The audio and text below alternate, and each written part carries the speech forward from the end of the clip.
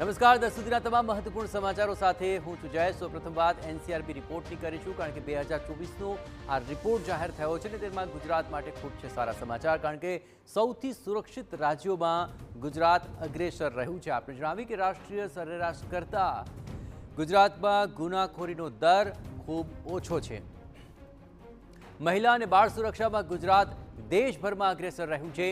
આ રિપોર્ટમાં ગુજરાતની સ્થિતિ વધુ સુરક્ષિત જાહેર કરવામાં આવી છે.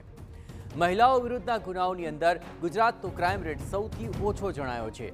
મિલકત વિરુદ્ધના ગુનાઓની અંદર પણ ગુજરાતનો ક્રાઇમ રેટ સૌથી ઓછો નોંધાયો છે.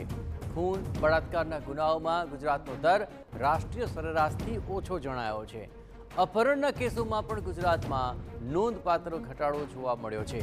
આ ઉપરાંત એનસીઆરબીના આંકડા અનુસાર ગુજરાત પોલીસની સક્રિય કામગીરીનો પ્રભાવ જોવા મળી રહ્યો છે. દારૂબંધી હેઠળ નોંધાયેલા કેસ છતાં કુલ ક્રાઇમ રેટ નિયંત્રણમાં છે.